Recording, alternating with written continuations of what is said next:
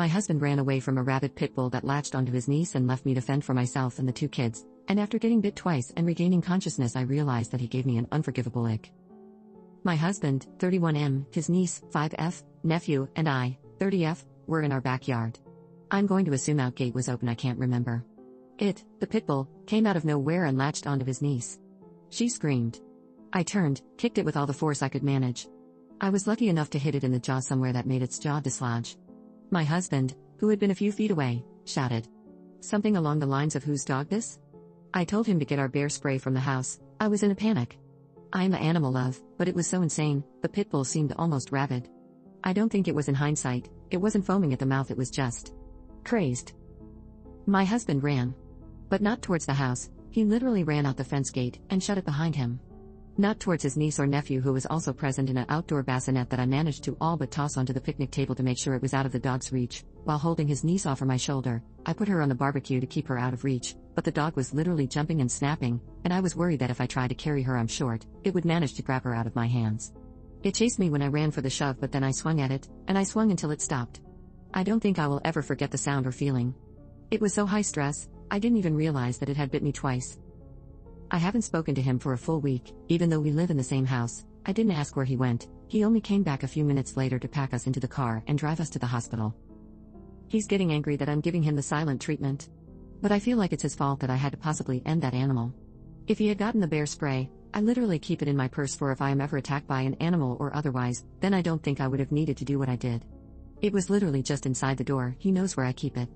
Instead he literally took off to God knows where. Me and two children, that I'm not even related to, could have died. It might not even be relevant, but I don't even like kids. I'm staunchly child-free and he is the one that offered us up to babysit for the weekend. I don't know, is this grounds for divorce? I'm not sure I can even look at him. Any attraction I had to him is pretty much gone. He tried to touch me yesterday, just to move me so he could pass, and I smacked his hand away without even thinking about it like he was some stranger at a bar, because it was literally jarring. He's just been skulking around trying to talk to me, then getting frustrated, then skulking more. I wasn't expecting him to be macho and fist fight the freaking dog, but at least follow instruction? At least not leave me in a life and death situation with a toddler and an infant? Should I be able to chalk this up to in the moment panic? I don't even know if I want to hear him out.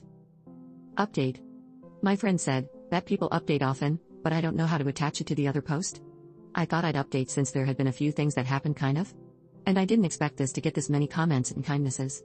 And I want to say I'm so sorry to everyone that has experienced anything similar because, my God, it has not been easy. For everyone worried about my mental health, I did get in through an app with my work yesterday, because I decided I really needed it, and labeled it high priority. However, it felt like it was just a parliamentary meeting, and she said she wanted to get me to feeling a bit more comfortable, because I was visibly tensing up whenever I started talking about it, and she even noticed it through the video chat. Last night, also I told my husband I needed space. I apologize that I don't have more of an update on our relationship than that. I wasn't as nice as I wanted to be, he argued and didn't want to leave, it's my house, but I told him I just didn't want to look at him, that I couldn't look at him. He cried and I hate that I felt apathetic towards it. I haven't slept well, so I'm not sure. I'm also just overtired and still so shaken though. I was also emotionally exhausted after the appointment, so that might have added to it. I got a few questions about his sister and her husband, so I thought I'd answer. They aren't speaking with him. I don't know when it happened. I was definitely out of it at the hospital while I was getting the stitches and everything, but I do think after I was done blubbering and trying to explain how something so terrible happened to their little girl under our watch, they apparently asked him where he was. I still haven't talked to him about where he went, so I don't know. However, it clearly didn't satisfy them. His niece just got out of the hospital yesterday, so that really triggered everything, and a lot happened. I had sent flowers and a bear, and this one toy thing she'd been asking about. I didn't go to the hospital though, I was scared seeing me would make her nervous.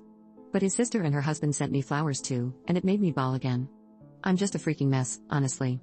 The father sent me a long message that I haven't been able to get through, but it's the sweetest things anyone's ever sent to me. He also sent me a 1K Visa card.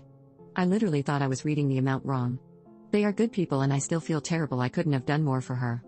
Everything's just replaying in my head. Anyway. I obviously haven't looked into filing yet, but I am not against the idea of it, and it really did help me feel better about wanting a divorce over this. I know fight or flight can't be helped, but now I think I realize that it's okay not to want to be with someone who would leave you behind. I think I can say I'm a fighter. And I want a fighter with me. Maybe he'd be better off with a runner instead too. Then he at least wouldn't be leaving someone behind. I don't know. It feels like I'm done. But I'm also just a mess, so right now I'm just glad I have space. Thank you for everyone making me feel like I wasn't being ridiculous, though, I think it always feels like it should be multiple issues that tear a marriage apart, unless it's infidelity or something, and it's like I know he may not have meant to betray me, but he still did.